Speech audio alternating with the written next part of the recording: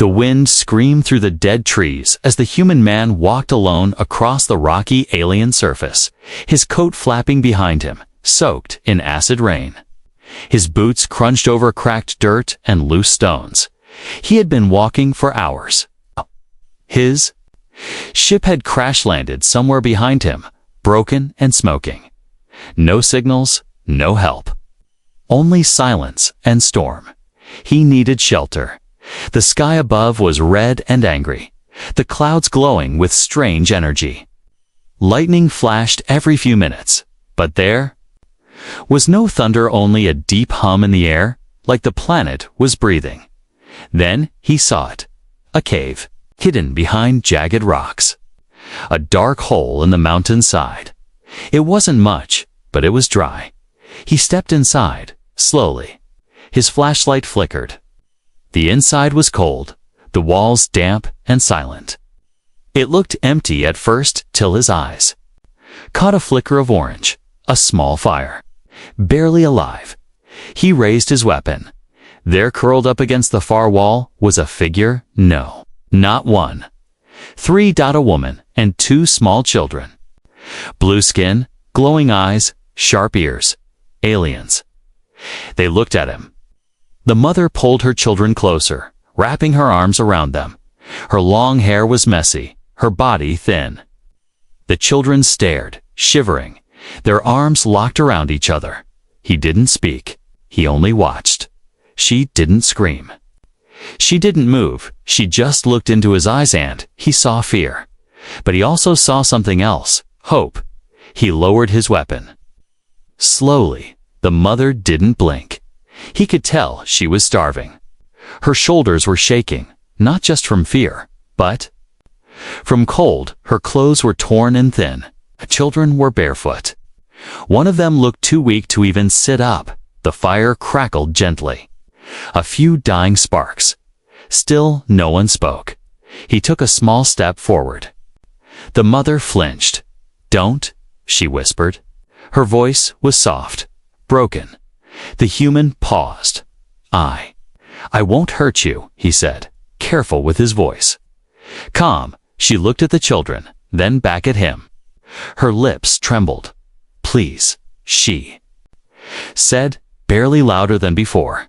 "They're just children. Don't take them." His heart dropped. He shook his head. "I'm not here to take anyone," he said. Still, she didn't move. She only tightened her hold. He sat down slowly near the fire, but not too close to them. He pulled out a small heating capsule and tossed it toward the flame. It hissed, then lit the fire a bit stronger. The children's eyes widened. Warmth, silence again. After a few minutes, the smallest child leaned her head against her mother's shoulder and closed her eyes. The human looked at them again. "Shh, what are you doing here?" he asked softly. The mother didn't answer right away. Then her voice came, rough and tired. "We were left, cast out. No home, no tribe. No mate, no food." She looked down. "They called me useless. My children, unwanted." He couldn't believe it. A mother and 2 little girls. Thrown away like trash. "How long?" he asked. 16 days, she said. 16 days. In a cave. With barely a fire, he opened his pack and pulled out 2 protein bars. He placed them gently on the ground and pushed them forward. "It's not much," he said.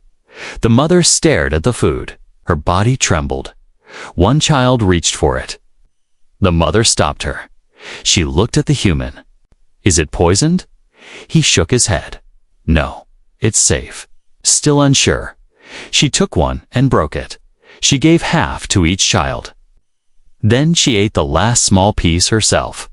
Tears filled her eyes. Her body began to relax, just a little. The human watched quietly. He felt something heavy in his chest. He never planned to stay on this planet. He never planned to meet anyone. But now, he couldn't just leave. These 3. They needed someone. They needed help. And maybe, just maybe, He needed something to someone to protect. Someone to believe in him. He looked at the alien mother again. She looked at him too, as if trying to understand who he really was. "Thank you," she said, her voice still weak. He nodded. "I'm not going to leave you." For the first time, she smiled. A small, tired smile, but real and outside. The storm continued to scream, but inside the cave, the fire burned just a little. Brighter Dot the human sat quietly, still close to the fire, but not too close to scare them. His eyes kept moving between the alien mother and her children. The girls had finished the small pieces of food and were now huddled together, fast asleep. Their small chests rose and fell slowly, wrapped in their mother's thin arms. The mother hadn't spoken again. She watched him with cautious eyes, like a cornered animal ready to run or fight if he moved the wrong way. He DN single quotes to Dot instead. He slowly reached into his bag again and pulled out a small heating blanket. It was torn on one side, but still worked. He turned it on, placed it on the ground, and pushed it toward her gently. She blinked, confused. She didn't move. "You can take it," he said softly. "It's warm." Her hand shook slightly as she reached out, taking the blanket like it might vanish. She wrapped it carefully around her daughter's first, then pulled a corner over her own legs. Still, she didn't look away from him. He sighed and leaned back against the cave wall. "What's your name?" I asked. The mother said nothing. "I'm Jack," he said, trying again. "Jack Carter." "Earth?" She hesitated, then finally answered, voice barely above a whisper. "Thelene," he nodded. "That's a beautiful name." She said nothing. He glanced toward the children. "And your daughters?" She looked at them with soft eyes. "Ciala," she said, pointing to the older girl and Neri. "My heart." Jack felt something tighten inside his chest. How did this happen? Aline looked away. He waited after. A long silence. She began to speak. Slowly, like each word cost her something. "My mate was a warrior. Strong, brave. He died in a raid, protecting us. His clan saw me as weak after that. A burden? Food was low. Space was tight," they said. "My daughters would grow useless like me." Her voice cracked. "They gave me one night to leave. I ran. We've been hiding since." Jack's fists tightened. She had been thrown away like garbage because she was a mother, because she had no man to fight for her, because she had children. Who needed her? It made him angry. But Thelene mistook his silence for something else. She curled up tighter around her girls, panic in her eyes. "Please," she whispered suddenly. "I don't hurt them. You gave food. But now you sit and stare. If you want something, take me, but not them." Jack sat up quickly, shocked.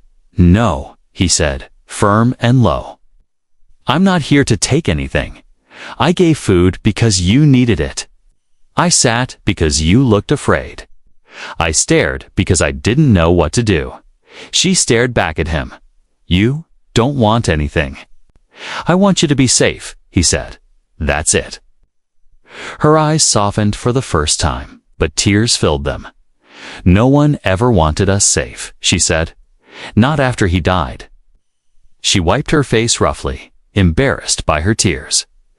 Jack felt the cave grow even colder, but the firelight made their shadows dance gently on the wall. "You're not useless," he said. She looked at him. "I've seen people break over much less than what you've survived," he continued. "You kept them alive. You didn't give up. That makes you stronger than any warrior." Thelene said nothing, but her lips trembled. She looked down at her daughters again. "They cry at night," she said quietly. "For warmth, for food. I have nothing to give them but my arms." "You gave them your love," Jack said. For the first time, her eyes truly met his. Long, silent seconds passed. Then she asked something he didn't expect. "Why did you come here?" "My ship crashed," he said. "I was the only one left. I wandered until I found this cave. I thought it was empty." "It was," she said, "before you came." Jack smiled just a little. "You want me to leave?" he asked. Thaleen looked torn. "I don't know," she said. "You're a stranger. But you're the only kind face we've seen in weeks." "Ah." He nodded. "I'll stay for the night, just to keep the fire going. I won't come closer." She gave a small nod. As the night deepened, Jack added more sticks to the fire. The soft crackle filled the space. Thaleen slowly leaned her head back against the wall. Her daughters remained sleeping, curled beside her. Finally warm. Jack stayed. Awake, listening to the storm howl outside, and somewhere in the cave, trust had taken its very first breath. Morning came slowly, with a dull red light seeping into the cave. The storm had passed, leaving behind silence. Outside, the air still sizzled with energy, but the sky was clearer than before. Jack stretched his arms, his back sore from sleeping. On the hard stone floor, Thaleen was already awake. She sat near the fire, her daughters still asleep beside her. Her eyes met Jack's, tired but calm. She didn't look afraid now. Not exactly safe, but less scared. He reached into his bag, took out a small ration pack, and held it toward her. "No poison," he said with a smile. She hesitated, then took it. "Thank you," she said softly. They sat in silence for a few minutes. Only the fire cracked quietly between them. Jack looked at her again. "You said you were cast out," he said. "But why didn't you try to find another clan?" Thaleen shook her head. "No clan will take in a lone female with 2 mouths to feed. I'm marked as unfit. Once that mark is given, it cannot be removed. That's not right." "That's how it is," she said simply. Jack looked at the girls. Their faces were peaceful in sleep, soft and innocent. He tried to imagine them out there alone, starving, hunted. It made his stomach twist. "You should come with me," Jack said suddenly. "When I fix my cum beacon and call for help, I'll get us off this planet." Thaleen looked at him with wide eyes. "Off-world, yes. You don't belong in a cave. You and your girls deserve better." She seemed frozen for a moment. Then her voice came low. "If we go, where would we go? What would I be? Still no mate. Still no home. Still a burden." Jack shook his head. "You're not a burden. And you don't need a mate to matter." She looked away, silent. But then she spoke again so softly that Jack almost didn't hear her. "I want my daughters to grow up safe. I want them to have food, to laugh, to dream. But I know that's not possible alone." Jack felt something inside him shift. Thaleen turned her head slowly, her glowing eyes filled with something deeper than pain. A strange kind of hope. "You said you don't want anything," she whispered. "But what if I offered something?" Jack tilted his head. "What do you mean?" "My people don't beg. We don't ask strangers for help. But I will," she said, "for them." She placed a hand gently on her sleeping daughters. Then she looked at Jack again. "Be their father." Jack blinked. "What? Be my mate?" "Not for pleasure, not for comfort, but to protect them, to give them a name, a future.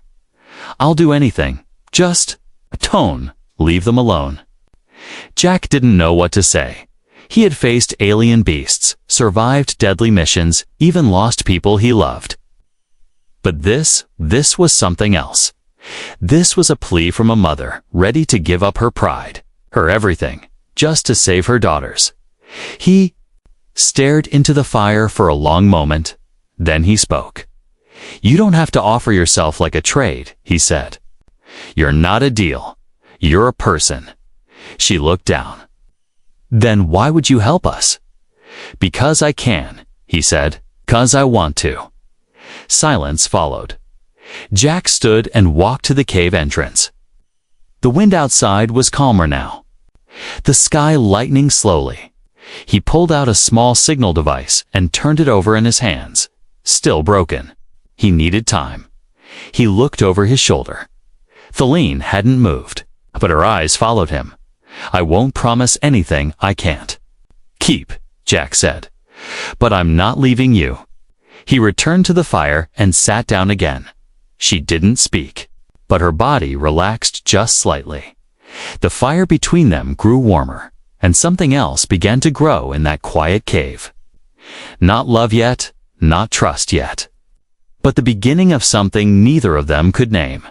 Not yet, but it was there, flickering. Like the flame, the next morning, Jack stood at the cave's entrance with his gear strapped to his back. The wind had calmed, the skies were gray but dry, and the land outside was quiet again. He looked over his shoulder one last time. Feline was sitting beside her two daughters, brushing their hair gently with her fingers. Her eyes lifted when she felt him watching. "You're leaving?" she asked. Jack nodded slowly. "I need parts. My beacon's broken. I don't fix it. I can't call for help. It's a crash site about 5 clicks east. Could be something useful there." Feline's face didn't change, but something flickered in her eyes. Something heavy. "I'll come back before dark," Jack added, trying to sound sure. Her gaze dropped to the ground. "They won't understand that." He looked at the girls. Neri, the younger one, was holding her sister's hand tightly. Sat quiet, but her wide eyes never left him. "I promised I wouldn't leave you." He said, "You said that yesterday," Feline whispered, "but you're leaving now." "I'll return," Jack said again. She didn't argue. She just nodded, but as Jack walked away, he could feel the weight of her silence pressing on his back like a stone. Time passed slowly inside the cave. Feline sat near the fire, adding small sticks to keep it alive. Neri was hungry again. Ciala asked about the human. "Will he come back?" Ciala asked. "I don't know," Feline said honestly. She didn't want to lie to her daughters. Not again. They had been lied to enough. By leaders, by warriors, by people who promised safety but only gave pain. Feline looked toward the entrance. Nothing, no sound. No sign. No shadow. The hours crawled. Her heart felt like a stone tied to her chest, growing heavier with every passing minute. She had been foolish. She had trusted again, and maybe that was her biggest mistake. Jack moved fast through the harsh terrain, his boots crunching over dry grass and broken rocks. The old crash site was a twisted graveyard of metal and smoke. Rusted parts, burned out wires, broken tech. It was hard to tell what belonged to who anymore. He found an old signal transmitter half buried beneath a burned hull.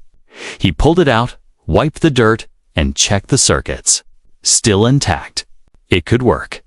He stuffed it in his pack and turned to leave. Then he heard something. Voices rough. Guttural voices. Slaver. He dropped low, moving silently to the edge of the hill. Below, 3 armed figures were checking another wreck. Not human. Not friendly. He stayed hidden, heart pounding, if they were here. They were close to the cave. He had to warn her. He ran, inside the cave. The fire was dying again. Feline didn't have the energy to feed it. Her thoughts were cold. "I was wrong," she whispered to herself. "He's not coming back." Ciala sat beside her, quiet and still. Neri leaned against her, sleepy and hungry. Then suddenly dashed footsteps, fast, loud. Cialine jumped up, heart racing. Then she saw him. Jack rushed into the cave, breathing hard, sweat on his forehead. "You came back," Feline said, stunned. "I told you I would." He replied. He dropped his bag and pulled out the transmitter. "I found what we need, But that's not the only news. She stared at him. There are slavers nearby, he said. 3, maybe more. They're scavenging. Too close. We need to be ready. Fear returned to her face. I won't let them touch you, Jack said. I swear. Theline swallowed hard, then looked down at her girls. They won't run fast, she said. If they come, I'll distract them. No, Jack said sharply. We don't run. Not this time. He grabbed his weapon and loaded a fresh cell. This is our cave now. She looked at him, confused, but moved. Our cave. She repeated. Yes, he said. Firm. Our fire. Our family. I'm not going to let them take that from us. For the first time in a long time, Theline stood taller. Not as a cast out. Not as a broken mother, but as someone worth defending. That night, they sat by the fire once more. The daughters were asleep. Warm in the heating blanket, Thale looked at Jack across the flames. I thought you left us, she whispered. Jack stared. Into the fire. I did, but only to come back stronger. You really meant it, when you said you wouldn't leave. Yes, Jack said. She didn't say thank you. She didn't need to. Her soft smile, as the fire danced across her glowing face, said everything. And outside, the darkness waited. But inside the cave, they were no longer just survivors. They were becoming something more. The fire burned brighter that night, and not just because of the dry branches Jack had gathered. There was a warmth in the cave now that hadn't been there before. A silent understanding. Jack had come back. He had warned them, protected them, and stayed by their side. That changed something inside Theline. She watched him quietly from across the fire as her daughter slept beside her, wrapped in the warm blanket he'd given. Jack was working on the damaged beacon, using the parts he'd recovered. Sparks jumped occasionally as he connected wires and adjusted circuits. Theline tilted her head. You are not like the others, she said softly. Jack didn't look up. Others, humans. He chuckled. I've been told that before. Even by other humans. She smiled lightly, the expression still strange on her tired face. You don't speak much, Jack said, glancing at her. But when you do, it feels like your words matter. Theline looked down, almost shy. I used to speak more, she said, before everything changed. What changed you? She looked at her daughters, then at the ceiling of the cave, where the smoke rose and disappeared into the stone cracks. I used to be a songwriter, she said. Jack blinked. Really? My people believe every soul has a sound. I wrote songs for birth, for celebration, for hope. But when my mate died, they stopped listening. And when I became a burden, my voice was no longer needed. Jack leaned forward. Do you still remember the songs? Theline gave a soft nod. But I never sang them again, she whispered. Not after they threw us away.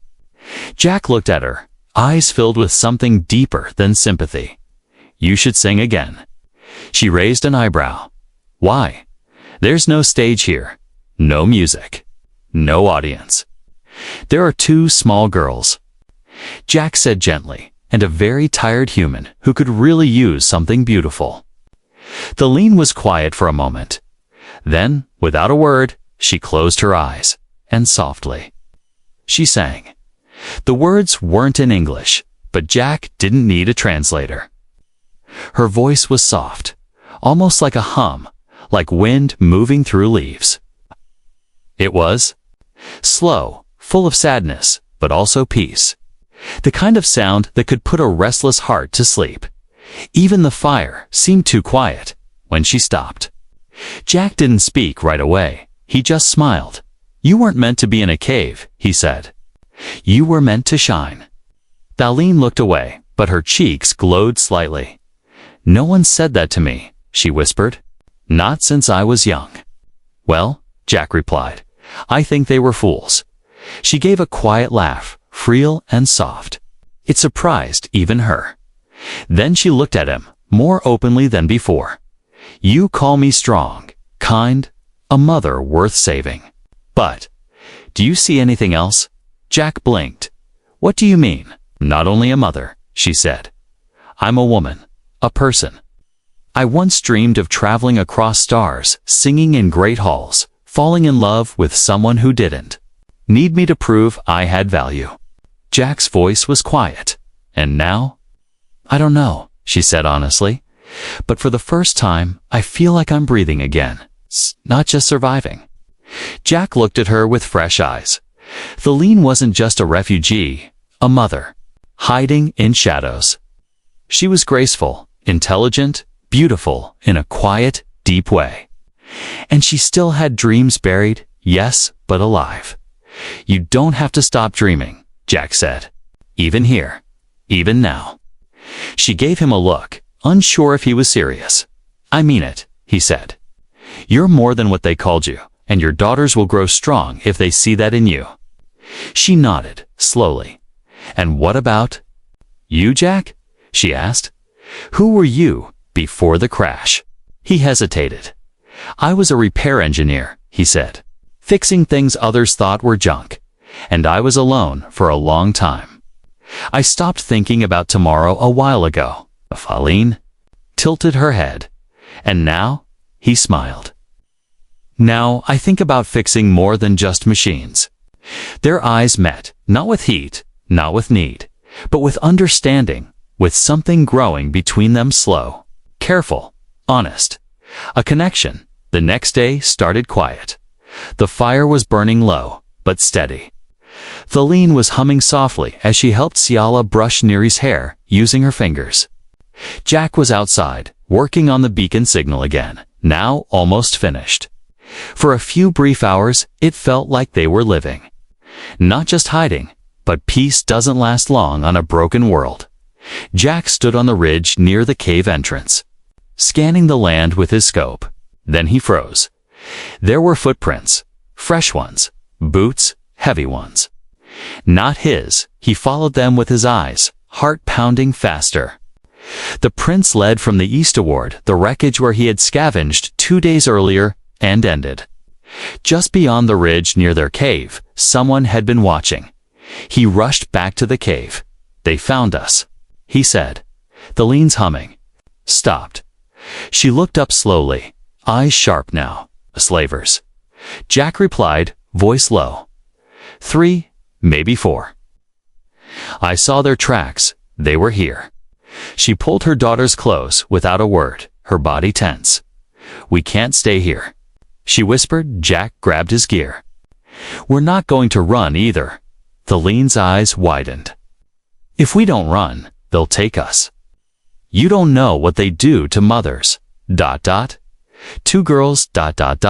I've seen it, Jack said coldly. I fought them before. I've lost friends to them, and I'm not letting them take you. She swallowed hard, even if it means your death. Jack stared at her, then said, without blinking, yes. As night fell, the cave was cloaked in silence. Jack set up tripwire sensors near the entrance, using spare wire and scrap tech. He gave Thelene a small blade and instructed her where to hide with the girls if anything went wrong. I don't want them to see you, he said. If I don't come back in 10 minutes, take the beacon and run west. Don't stop. Thelene grabbed his arm. Her eyes were wet. You're risking your life. For me. For us. Jack didn't answer with words. He only nodded and gently placed her hand over the beacon in his pouch. I made a promise, he said. She looked down at the girls. Ciala had fallen asleep in her lap. Neri was still awake, but silent, scared. Thelene's voice shook. Before all this, I only wanted to survive. But now, ... I want to live. Jack looked into her eyes. Then he turned and left the cave. Outside. The air was thick and heavy. He moved quickly through the rocks, rifle in hand, footsteps silent. The moonlight was weak, casting long shadows across the terrain. Then he saw them. 3 figures. 2 armed with plasma blades, 1 with a long-range rifle. They were scanning the area, talking in low voices, confident. Laughing, Jack took a deep breath. He fired the first shot. 1 slaver dropped, the others shouted. Turning toward the sound, Jack ducked behind a rock, bullets flying overhead. He rolled to the side, fired again, and struck the second in the leg. But the third? He was fast. He charged with a glowing blade, roaring in alien tongue. Jack barely dodged, but the blade grazed his shoulder.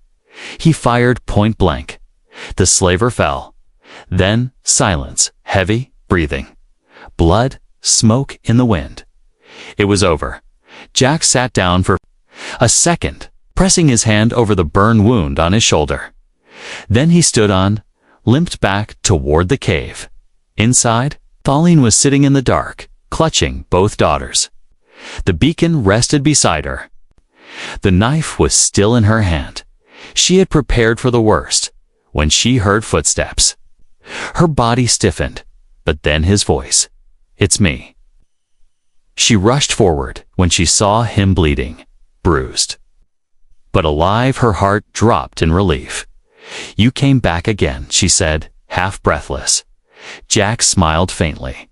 "Told you I would." She touched his arm, then gasped. "You're hurt." "It's not bad," he lied, without asking. She tore a strip from her blanket and pressed it gently to the wound. Jack sat down, letting her work, watching her closely. "You could have run," he whispered. "I thought about it," she said softly. "But I waited." "Why?" She looked up, her hand still on his shoulder. "Because I didn't want to live without you." Those words hung heavy in the cave. Neither spoke after that, but as the night wrapped around them, and the danger faded into ash, something stronger was left behind. Not fear, not survival, but something that felt like home. The wind outside the cave was calm. The world beyond was still dangerous, but inside the cave, the fire burned with peace. Jack lay against the stone wall, his shoulder bandaged, his body sore but healing. Thaleen sat beside him, watching her daughter sleep with soft eyes. Ciala had her arms wrapped around Neri, both of them breathing slowly, wrapped in the heating blanket Jack had shared days ago. It had been 3 nights since the slavers came. 3 nights of no danger, no voices in the dark, no fear scratching at the cave's edge. Just quiet, just safety, just them. Jack looked at Thaleen. Her hair was messy but beautiful, glowing gently in the firelight. Her eyes no longer held only fear, they now carried something warmer, deeper. She looked back at him. "You're healing," she said. "I've had worse." Jack replied with a slight grin. She reached out and gently touched the edge of his bandage. "You didn't have to fight for us," she said softly. Jack met her gaze. "I didn't fight for you," he said, then paused. "I fought for us." Her lips trembled slightly. She took a deep breath. "You've stayed longer than you said. You've protected more than you promised." Jack tilted his head, and Thaleen hesitated. Then her voice came, quiet but steady. "On my world. When a female offers herself to a male not as property, not as trade, but as a choice, she uses a word." Jack leaned in slightly. "What word?" She looked straight into his eyes. "Husband." Silence followed. The fire popped gently. The girls shifted in their sleep. Jack's eyes softened.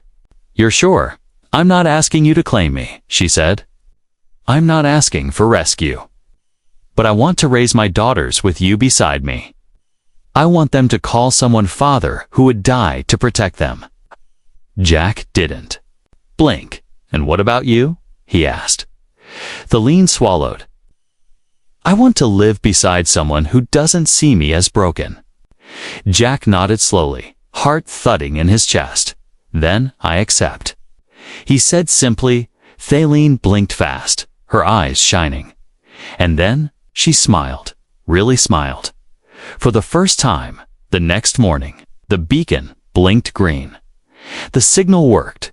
Jack stared at the light, knowing he could now call a transport. A human ship would come. They could leave this broken world. He looked at Thalen. She stood beside him, holding Neri in her arms. Ciala clung to her leg. "This could be our way off," Jack said. "A new place, real food, shelter." Thalen nodded. "Will they accept us?" she asked. Jack smiled. "If they don't, we'll make our own place." Her eyes filled with tears again, but she didn't hide them this time. 3 days later, human transport landed on the far ridge. Jack waved from the hilltop, Thalen and the girls beside him. The wind blew gently through her hair. All the girls looked clean, better fed, and full of wonder as they stared at the ship. The pilot stepped out and stared at the small group. "You brought company?" The man asked Jack, raising an eyebrow. Jack simply nodded.